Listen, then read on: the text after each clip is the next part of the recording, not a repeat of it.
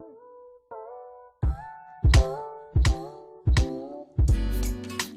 bird sang this song to me. There was a message in its melody, sweetest lyrics that I ever heard. There's a message in the songs of birds. He said, tomorrow is another day, but living is the only way that tomorrow's gonna ever come. Listen to the words of the song. Everything gonna be alright. Everything is gonna be. Everything is gonna be alright. In middle school, you shouldn't have to go through that. Fights going on, people bringing knives. One of my friends got stabbed. Year after year, just seeing too much. And as a kid, you're gonna snap, and that's what happened. I snapped.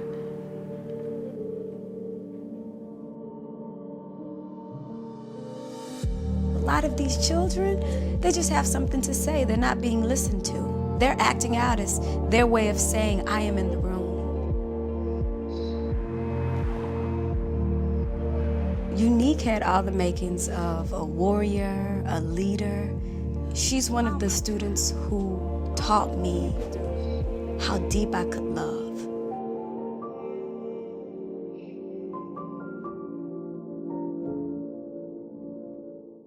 No more boys will be boys. No more. What's the big deal? No more. It's just the way he is. No more. He just has a temper. No more, but he's such a nice guy. No more, but he has such a bright future. No more. Not my problem. No more. I'll say something next time.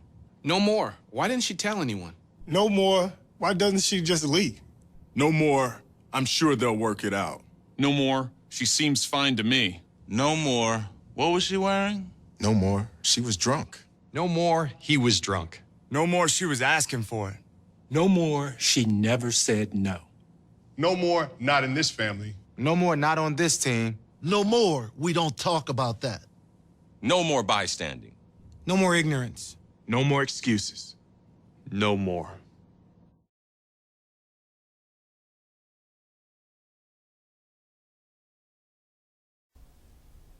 Greetings and welcome to A Sip of Inspiration. I'm Stephanie Wilson-Coleman, the Empowerment Doctor, and today's segment is going to be a discussion about domestic violence. I chose that subject because all over social media there is just a lot of discussion about it. And one of the questions that sort of drives me mad is, oh, why don't they do something different? Why don't they just leave? So I thought we needed to have a discussion about it so we could talk about the psychology of the situation, how to identify when it first starts, and steps to leave, because you have to remember that a lot of times those situations are very violent and you want to be able to leave and be alive. So I want to thank today Jacqueline Ward for joining me to have that conversation.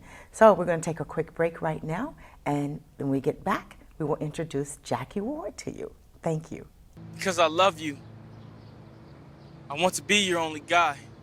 Because I love you, skip class with me. Let's stay in bed today. Because I love you, I just want to be with you so freaking much. Because I love you. I waited for you after Chem Lab. You were walking with Mark?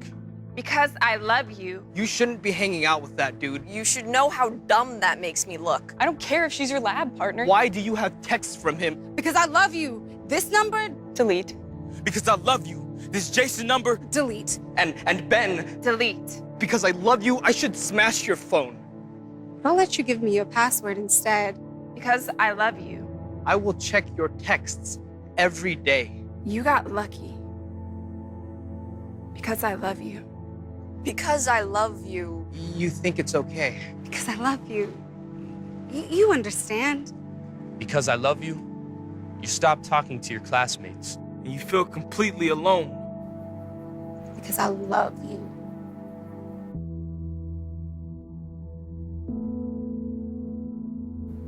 That's not love.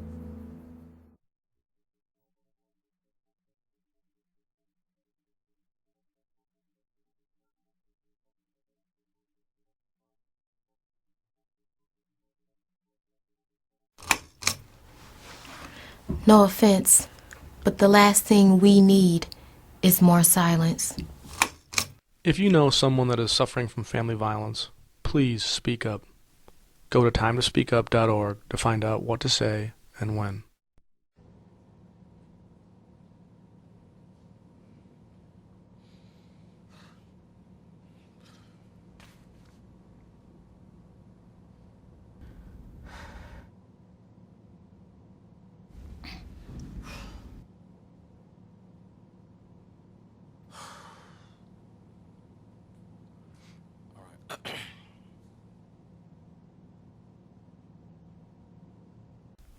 Greetings and welcome back to A Sip of Inspiration. So, are you ready for that conversation about domestic violence?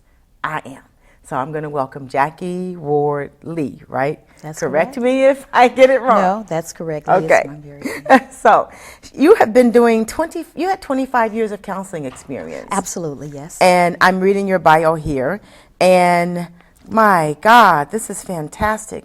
9 years with the Department of Correction, yes, 15 years with the Board of Education. Yes. So this is superb. Yes. How did you get started in the counseling arena? Well, actually, working with people that needed services has always been a passion. Mm-hmm. And so as I started at one location, it just kind of connected its way through my professional career. And it just happened in a natural manner. Oh, so it's so when I often say that your passion often chooses you, you Absolutely. don't choose it. Absolutely. So it actually chose you and opened the doors along the way for you to travel. That is absolutely correct in my case. I am so glad you answered that call. Yeah, I am too. So today I wanted to talk about domestic violence. Mm-hmm. As you read through social media and the newspaper, and I know social media and the newspaper is set to sensationalize and hype up, mm-hmm. But you see a lot of domestic violence instances, yes. A lot of victims, and then some of the victimology is changing too. So yes. Normally, I grew up, it was generally always the woman being being terrorized, and yes. I say terrorized because it's a terrorizing situation, but sometimes it's the children, and it's even switched over to the man now. Yeah. So tell us a little bit about that and how you came to embrace that as your calling. Well, domestic violence is not a gender-specific situation. Okay. It covers the whole gamut. It can be with a person that you're intimately involved with. It can be with siblings. It can be with mother and son, daughter and mother, just friends. We've seen in society that domestic violence has become socialized like it is acceptable. And it isn't. It is not a natural process for people to be treated unfairly. But because we see it, we have now deemed it as a commonplace. And so that makes it very difficult. And we know that stigma is attached to domestic violence, shame, mm-hmm. guilt, embarrassment, because most victims of domestic violence are they are very involved with the person. So mm-hmm. just like you said, people think that why don't you leave? Well, it's very difficult to leave someone that you love. And it may not be the appropriate thing. It may be very dangerous, as you alluded to.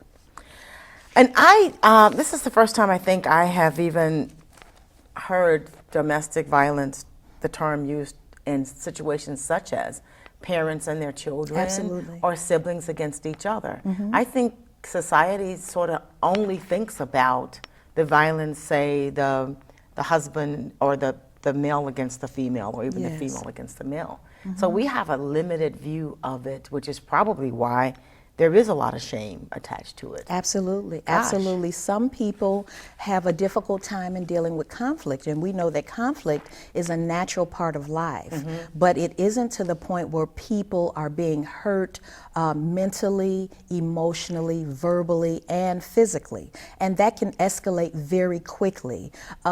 Conflict doesn't necessarily mean that there is a perpetrator, that there is a violent person, but domestic violence has its own face, actually. Okay, so maybe that's why we think, oh my God, mm-hmm. because we think it has this one picture, this yes. one face. Yes. So how do you know when you're in a domestic violence situation?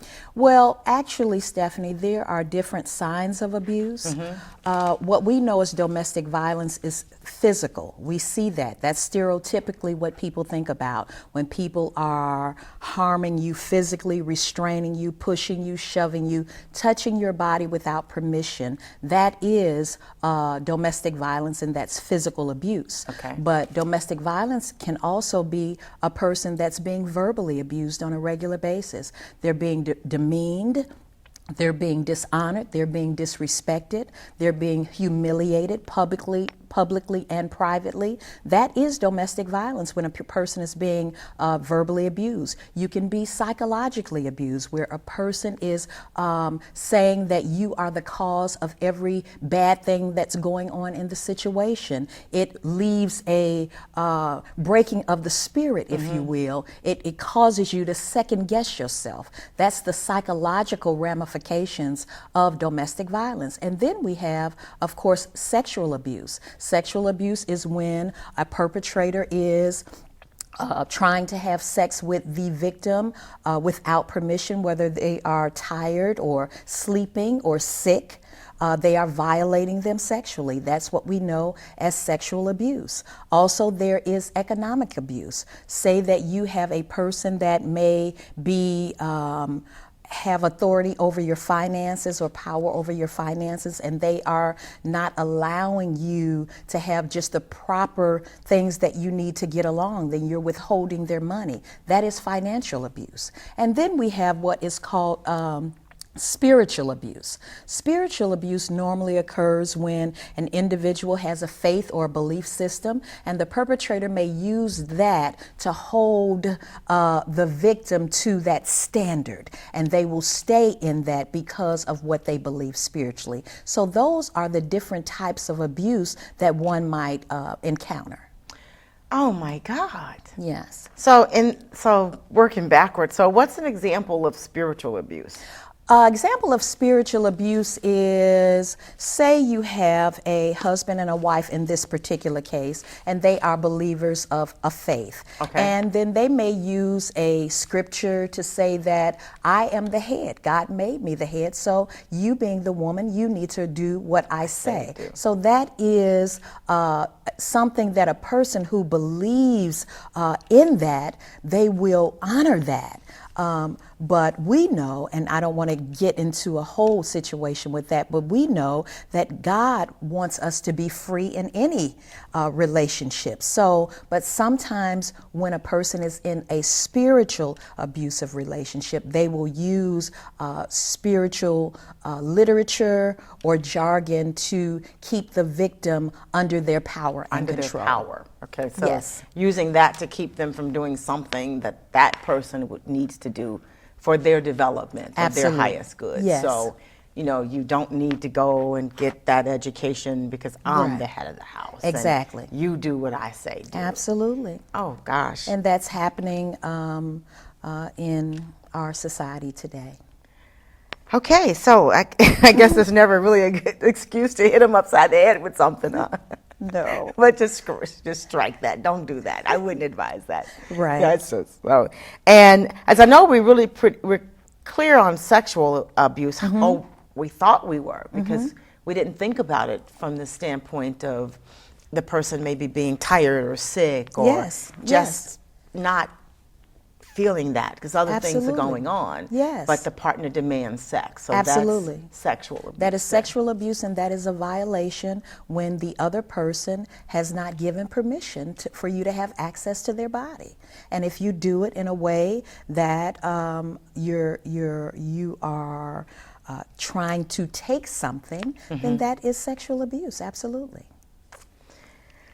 Oh, goodness. We've got a lot to think about as a society. Yes, because we do. some of those things people just say, oh, going back to probably a spiritual belief, well, you know, they're married, that's their right. But no, it's not a right. It's not a right if you're violating, my human Right. rights.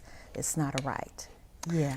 So in the area of abuse, so do we normally, I think there's a common belief that physical domestic violence abuse just starts, that it's just one day, it's just physical. But is there a path that leads to that? Absolutely. There's a path that leads to everything. Okay. But yeah, generally, according to the Domestic Violence Act, it says that most victims start relationships with abusers quickly. Quickly, the abuser wants to be the knight in shining armor, or the person that can make you your everything, and they want to provide your need quickly. And so if you are the kind of person that is looking for somebody to just love, and who isn't looking for somebody to love? Right. But sometimes it just takes longer to get to know a person, because you won't see the abuse right away. What you'll see is somebody being very kind, very gentle, at your beck and call for everything. Yeah. And then quickly, the relationship moves. Either you're moving in together, or quickly we have decided to be a total package, a total partnership quickly. And then that's when you see red flags. What are some of the red flags, I believe you're asking me, is if a person doesn't want you to have friends outside of their friends maybe. Oh no, let's just do everything together. I want to be with you all the time. All the time. I'm all that you need. You're all that I need. And then that can extend to even, and what we call it in domestic violence is isolation. Okay. Right? They're trying to isolate you from your norm. You would normally on the weekends go over to visit your mother or your friends, and now this person who loves you doesn't want that to happen. They want all of your time, and they don't understand why you would want to do that, and they make an issue out of it. And so the person now who is emotionally attached to them, they now say, oh, we look at it as love. Oh, he loves me. Oh, she loves me. Yes. Oh, that's so sweet and that's so kind.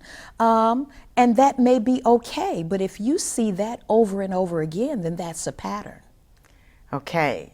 That's technically, one person can't satisfy all of your needs. Absolutely. Or have all the conversations that you need to have. Absolutely, because it's a natural thing to have other interests outside of, a relationship. That's a normal and natural thing. My husband likes playing dominoes, and I like doing other things. And so what I'm saying is that that's a perfectly natural thing. But if a person decides that what you're doing is no longer important, and you need to do everything that I want you to do because you love me, then you need to start taking a look at it, because that's not a natural process in which a healthy relationship develops.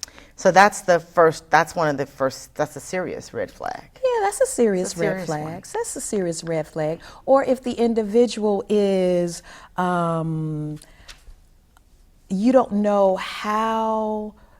Well, let me put it like that. You start to walk on eggshells. You don't know how the person is going to be. Okay.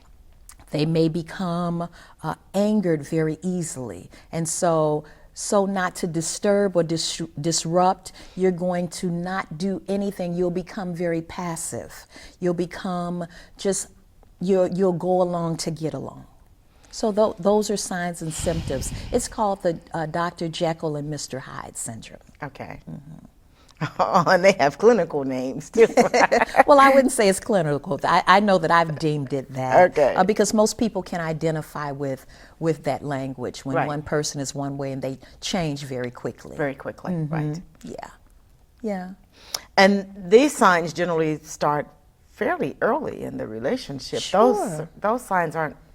Why do you think we think that they're subtle? I guess because they want to spend every moment with us, and is that a sign that we're lacking something that we need to fix inside of ourselves? Well, I think that that can be an individual thing when we start to make a person our everything, because Okay. as you said, nobody can fill a person up completely.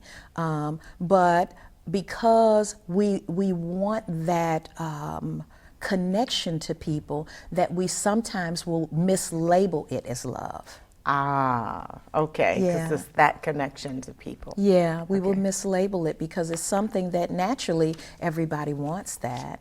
But when it starts to look like you are not honoring your standards and your belief systems and the things that make you happy, then it can quickly look like, you have to be able to take a look at those kinds of things to say, first and foremost, this is something that I might want to look at. But see, when we start having these conversations and you're with your peers or you're with your girlfriends, it depends on your circle. They say, girl, well, he's doing this or she's doing that, and why are you complaining? You understand? That's right. He's paying all the bills. He's bringing all the money home. Right. When you know where he is, Yeah. what do you have to complain about? Right. Right. Yeah. And so any concern is valid if you, in your own spirit, and I try to tell my clients and the domestic violence survivors that I work with that if you can really go inside your own spirit and talk to yourself, how does this feel? How does this feel? But what happens when you're involved in a domestic violence relationship, you almost have a second guess. You're almost not certain about what you want to do anymore, because now this person, see, domestic violence, there are two things that govern that relationship for the perpetrator, and it is power and control. Nothing else. Not love. It's power and control. That's what it is. You're almost like an object, and I want you to do everything that I say and be all that I need for you to be. And it's about power and control, because love shouldn't hurt. That's true. So if you find yourself in this relationship and now you've decided that something inside of you, it just feels wrong. Right. You don't feel fulfilled in your own life. Right. So what steps do you take next? Well, most people will start to talk to their support system, which is people that they have around them, their mother, their sister, their friends, or whatever. But in a domestic violence situation, we always suggest that you come to a domestic violence organization, because most people who have not had that experience, they really cannot counsel you or give you information regarding the behaviors or characteristics of a perpetrator. And so, or they will start to make you feel, they will start making you feel like something's wrong with you. Well, why don't you just leave? So they'll put you in a place that you feel even more victimized through sharing what's really going on. And so, and it's just because, and many times, it's because we care about you and our family, or, we've seen that girl, you can do this and you can do that. But the truth of the matter is that domestic violence victims can really only get what they need from domestic violence counseling, because there are certain behaviors that go along with that. And it's such a intimate and fragile conversation that you need to have it in a very safe environment, in a safe place, in a non-judgmental place, because any victim that comes into my office, the first thing that I know is that, and the first thing that I let them know is that you're safe. You're safe. And I believe you. Because most victims are not believed. Not believed. Yes. On that note, we're going to take a break. Okay. And then we're going to take a deep breath here. Okay. So for those of you who are watching, I want you to just think about this in your own relationships. And right now, the goal is just to take care of yourself. Absolutely. Because that's a big enough job. We'll be right back.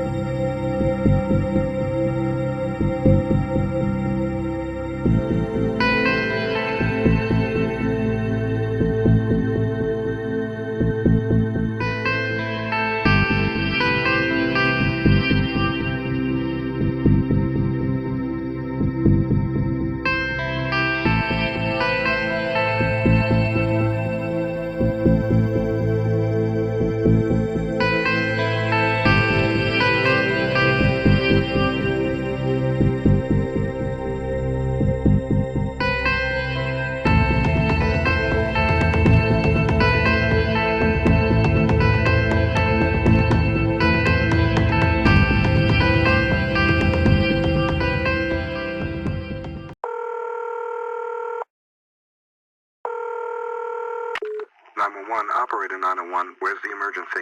127 Brynmere. Okay, what's going on there? I'd like to order a pizza for delivery. Ma'am, you've reached 911. This is an emergency line. Large with half pepperoni, half mushroom. You know you've called 911. This is an emergency Do you line. know how long it'll be? Okay, ma'am, is everything okay over there? Do you have an emergency or not? Yes. And you're unable to talk because... Right. Is there someone in the room with you? Just say yes or no. Yes. Okay, it looks like I have an officer about a mile from your location. Are there any weapons in your house? No. Can you stay on the phone with me? No. See you soon. Thank you.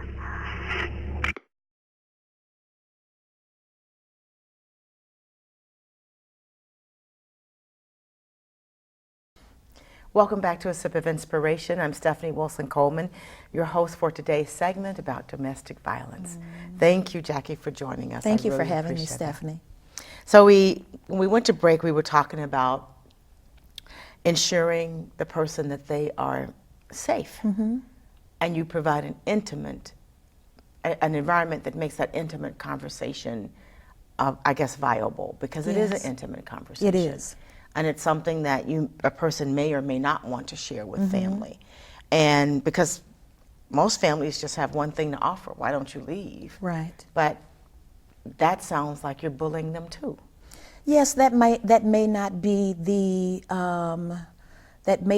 safest answer for the victim. Many times, and we see it all over social media and the news every day, that victims can lose their lives leaving. So one of the things that you get when you come to a domestic violence agency is that you get to sit down with a counselor who will give you domestic violence education and will help you to develop a safety plan based on your specific situation. Because even though there may be signs of certain things in every domestic violence situation, every situation has its own face. It has its own face. Like one client's issue may not be the same client's issue, and everybody processes trauma differently. And that's what victims of domestic violence are going through every day. It's a traumatic experience anytime you feel unsafe and threatened in your own home. Yes, it is. Yeah. So what are some of the things that may be included or discussed in a safety plan? Well, actually, like I say, it's specific to every victim, depending on their situation and circumstances, because some people may come in and they may say, I need immediate shelter. I need to get out of there. I'm not going back.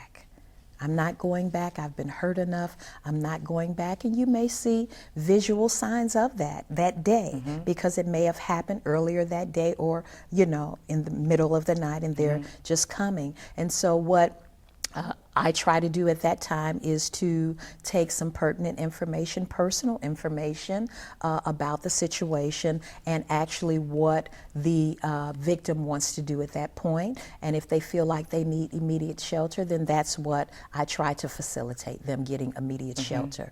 Some victims come in and they say, I'm not sure what I want to do, because some of our victims that come in, they are not quite ready to leave the situation.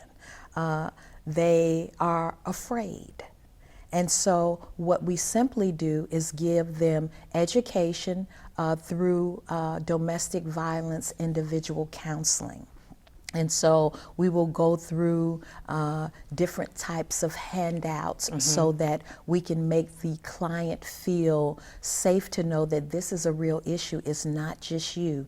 This happens to people. And so we want you to process this as slowly as you need to, and we want to support you through that avenue and try to give you support in whatever plan that you feel is best for you in your situation. So in the cases where there's physical evidence and the victim decides to leave the perpetrator, so who calls the police, or does anyone ever call the police and make a report? Well, the victim can. We actually, and depending, some people call and make police reports, and sometimes, depending on the individual's belief system and what they feel about police in the community, they may call and they may not. That's a real issue. Sometimes the victims will say, I don't want to call the police on the person. So they have just that much loyalty and allegiance to someone who has been victimizing them. And that's very real. And so we have to meet that person where they are. And then with the current issues with the police in our community, sure, you just don't want to call the police. You just don't want to call the police sometimes, right. And people have that right. And so we have to deal with the victim's exact situation. We don't try to coerce or to guide or develop that plan for them, but to support them in the plan that they see for themselves through domestic violence education. So as they develop the plan, so let's say you have a victim who's decided that they do need to leave, and whether it's escalated to violence or actual violence or not, doesn't mean that it can't escalate to violence at any moment. That's true. Because it can. Absolutely. So, so for people listening, what steps should they start to consider? So we know that they should talk to someone, and they should get help with, or at least try to figure out, is this what their plan is for their life? Well, it's different plans based on like I said, the individual. You may have a male who is the one in the relationship that takes care of the home, and the other partner is the one that provides the finances. And so that individual has to try to develop a plan that they can get some financial support. And so we have to look at those types of avenues for that individual. We have to look at, do they have family support? Are they looking to either go in a shelter or transitional housing, or are they looking to go stay with a friend? So it just depends on what is best for that individual. Then you might have a woman who has children. The children are in school. We have to develop a plan that works, because of course the children still have to be in school, and we haven't tapped into this yet, but domestic violence affects children. And one thing about domestic violence is that it can be transferable to the child, or it can be transferable even to the victim, that you can end up being the abuser yourself if you don't get any type of intervention for that behavior. Oh gosh, the behavior is not only dangerous, but it's incredibly toxic too. It is, and it's transferable, because generally most perpetrators, they have either experienced domestic violence themselves, or it has been modeled in front of them, and that is the only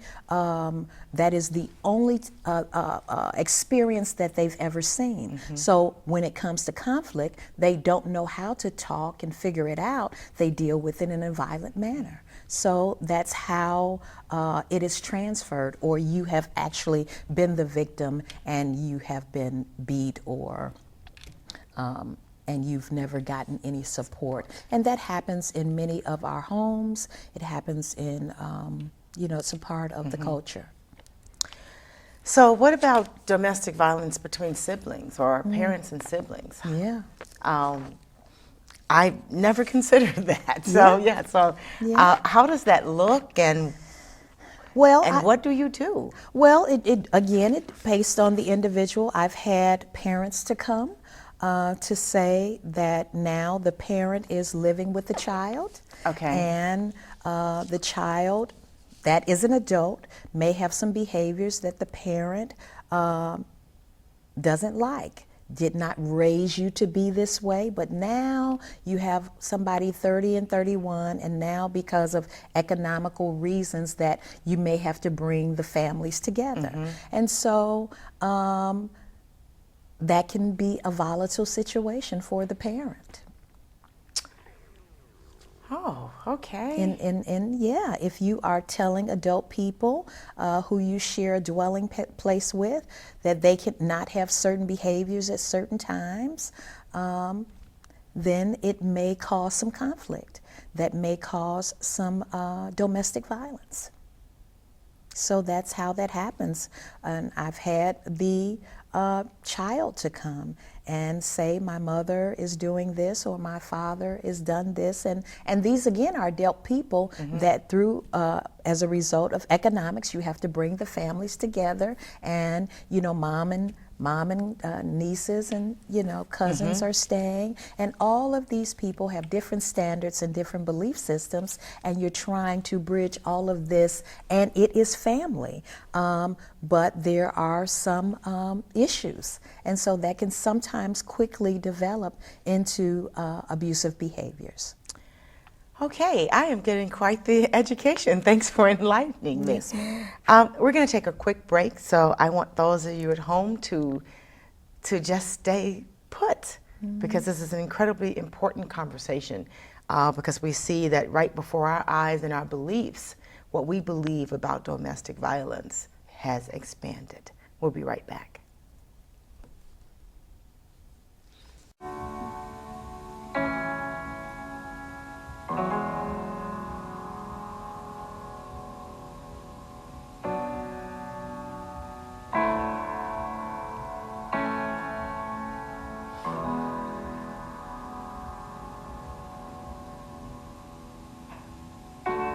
There is a house built out of stone,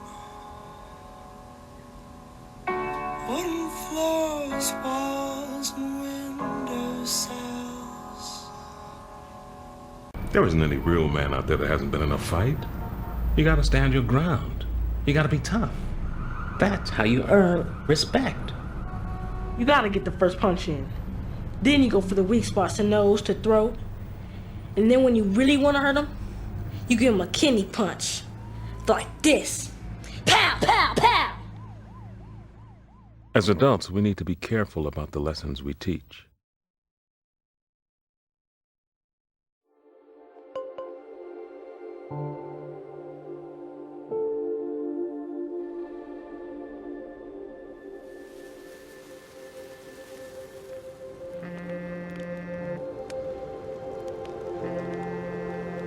What? I don't know. Your phone's ringing. No, it's fine.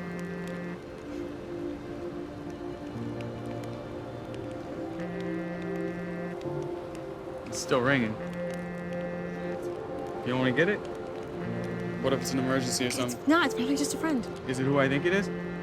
If it's who I think it is, he wants one thing, and you're too foolish to even realize why he's calling you right now at 11:30 p.m. at night, because he's your friend.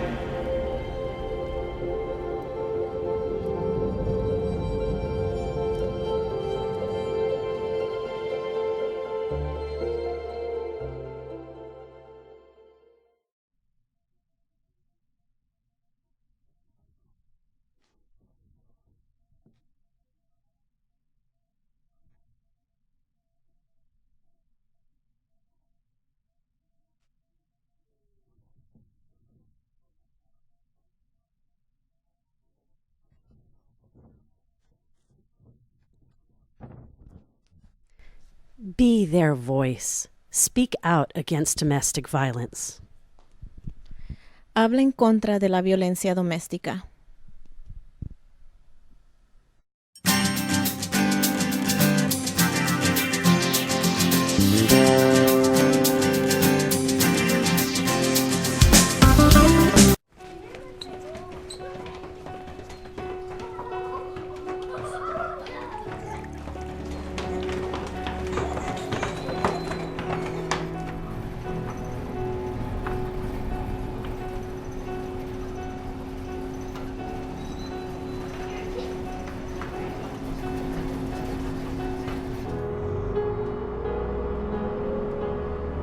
When you don't have a safe place to come home to, nothing in your world seems right.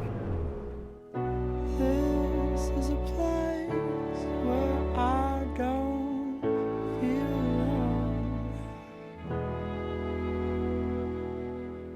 alone. This is a place that I call my home. Help turn things around for a child. Become a foster parent. Welcome back to A Sip of Inspiration. This is Stephanie Wilson-Coleman. And joining me today is Jacqueline Ward Lee, and we're having a conversation about domestic violence. And I was just thinking on break about the blended household with Yes. the parent and the children. Mm-hmm. And I just couldn't imagine that.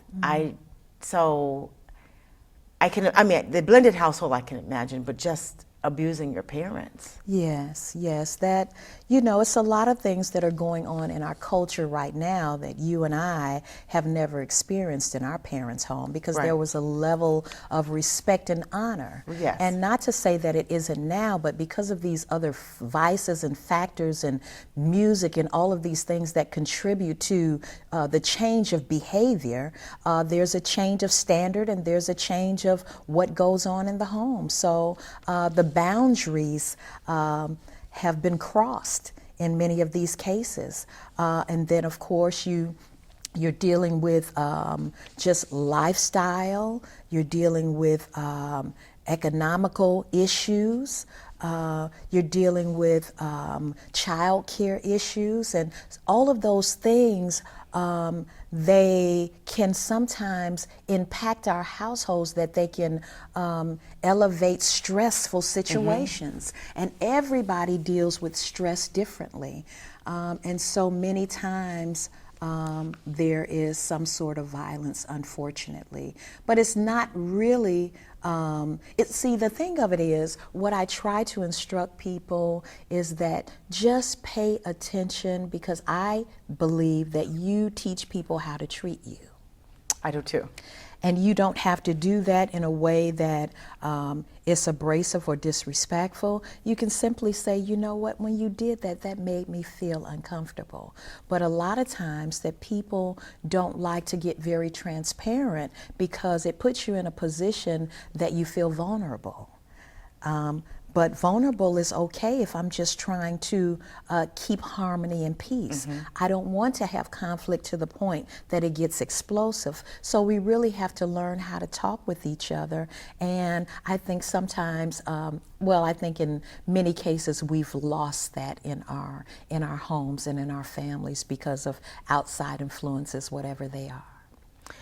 And in blended households, especially when you have children living with parents, there ought to be a conversation before this occurs so that people can know what to expect. Because now you have adults living in a house that have different habits and and expectations. So it wouldn't be successful unless you could have that conversation and then stick to what you say. That's true. Yeah, but like I was alluding to earlier, the culture has shifted. The things that, we did as children, that, you came in before it was dark, you obeyed your parents, you came home from school and you did this and that. But now, in a lot of households, you got latchkey kids, the parents are working, and they literally have to work. Right. Because, that's just the way the culture is. And so many times children are left, and they're left with their phones, and they're left with YouTube, and they're left with all of these, and all of this energy is coming in, and it is channeling all types of, information over a person. And so, you can just lose that sense of learning how to communicate effectively. So gone are the days, because my mother would come home and touch the television to make sure it hadn't been on. So gone are those days, right? Yes, those days are gone. Because that was one television. Now you have a television in every room just about. The kids have their own TV, so you can't always monitor that. And because of the things that are happening, I really believe that it's infiltrating our homes, our standards, and it's creating this very divisiveness and totally trying to separate the family. Yeah. So parents have got to become electronic savvy so they can control when that television and that YouTube comes on in those laptops, I guess. Yeah. But you're right, that's a lot of information coming in. It is. There's no one there to help the kid decipher it or make sense of it. It's just a bunch of information. Yeah. And then you want to try it out because everything looks great on YouTube and on television. So it looks wonderful to go and jump off that building. You have no idea that was staged. And many times our kids are literally living their lives over a screen. Right. And all of these things. And so, and a lot of it can become very violent. Yes. And so they're playing video games that are violent. They're listening to music that is violent. And so it's a lot of violence. So that is really causing that in between relationships. And so that's where a lot of the uprise of domestic violence is coming from.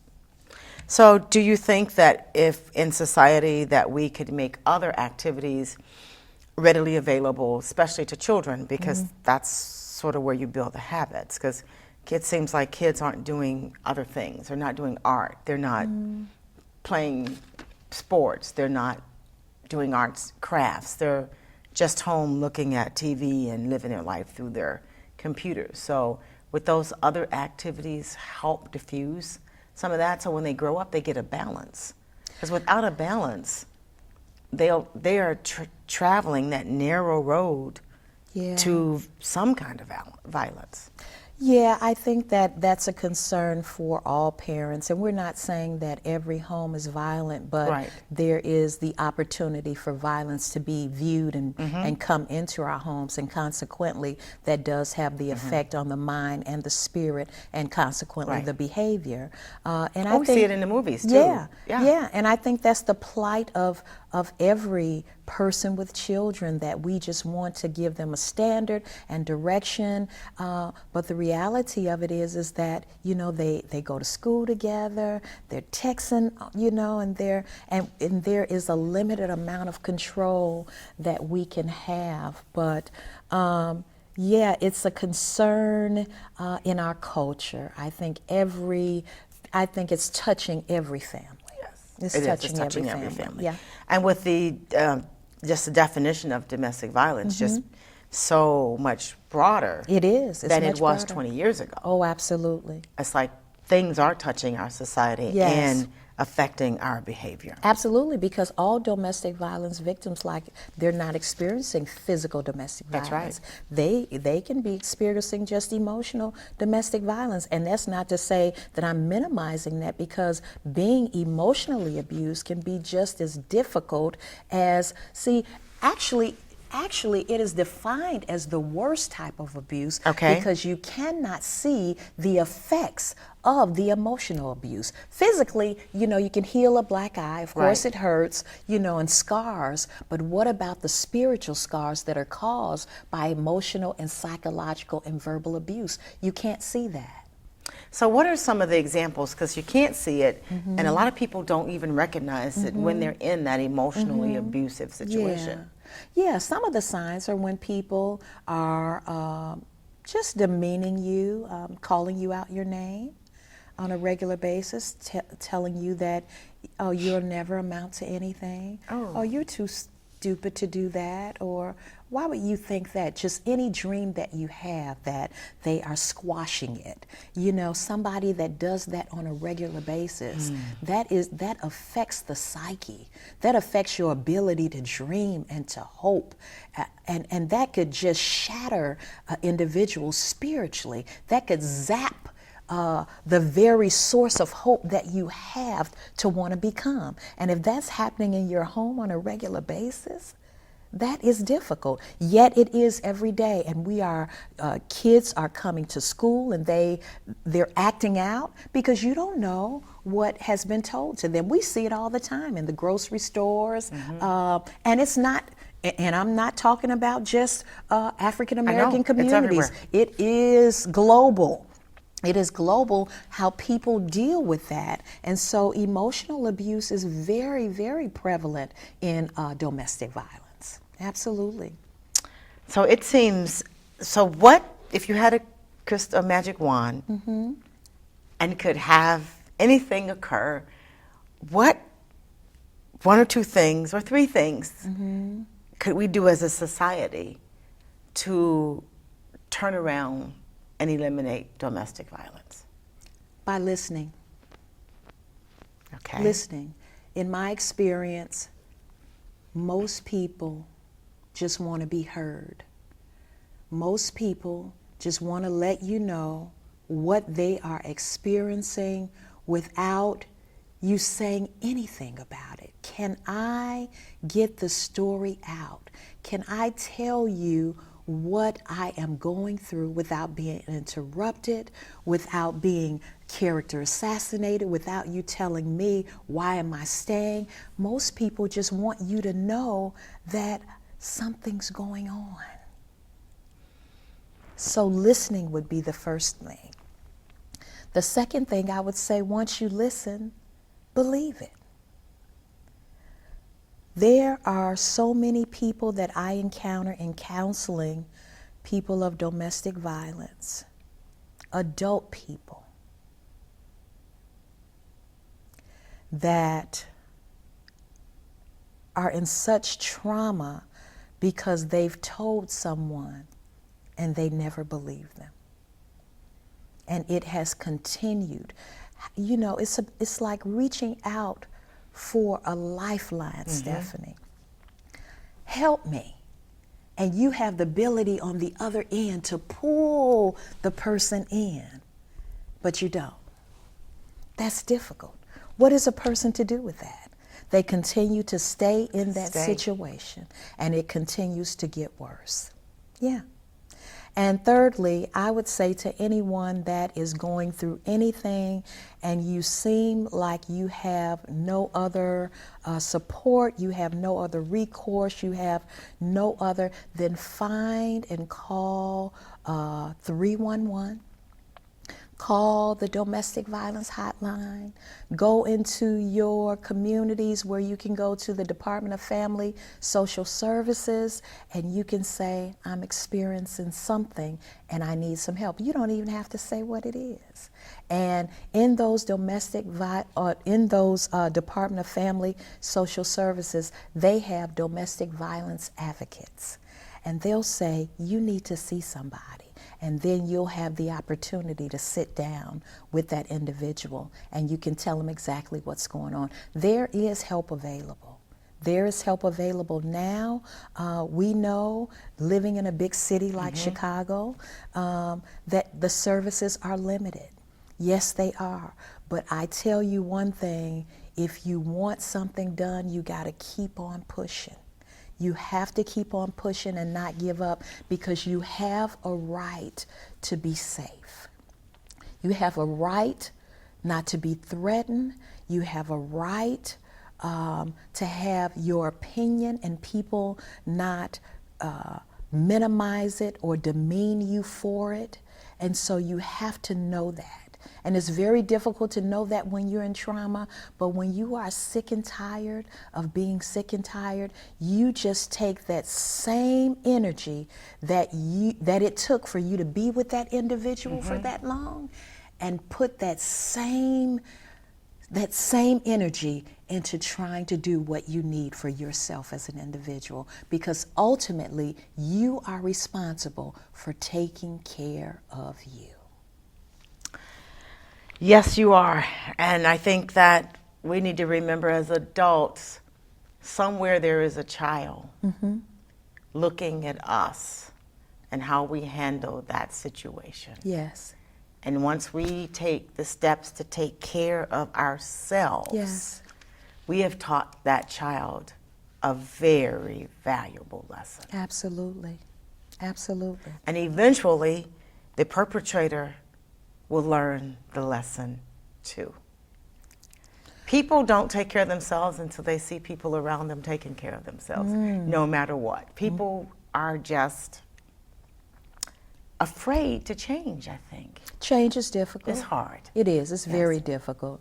It's difficult for people who are not in abusive situations. That's right. Because we just become so accustomed to doing what we want to do. But when there is change that needs to be done, you do have to get out of your comfort zone and do whatever it takes to get to the next place. Yes, you do. Yeah.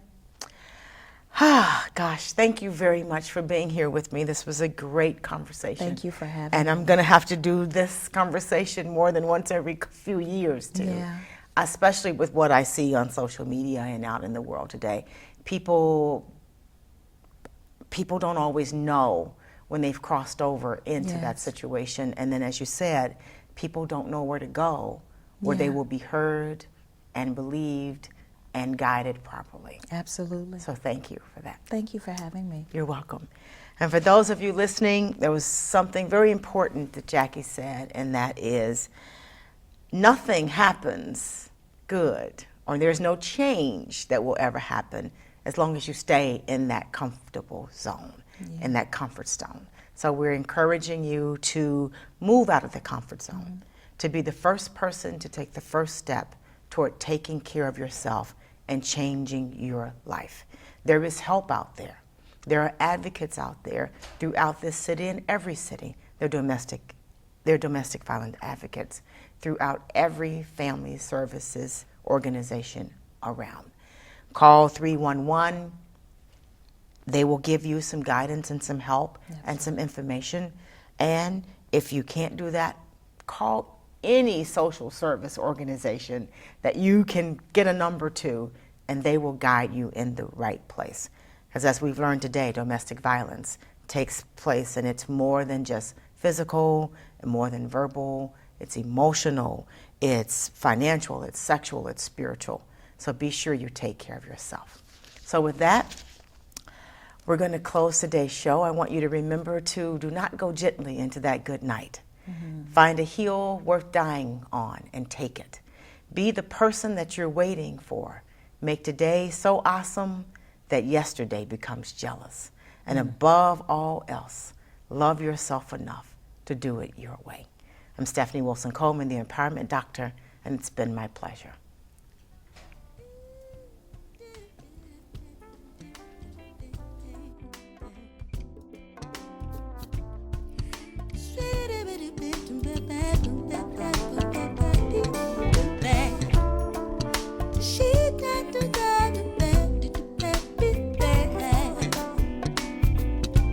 Life's too short to drink cheap champagne, so I decided to buy me a better brand to taste with my strawberries. What a high, lemon bubbles in the sky, on the beach with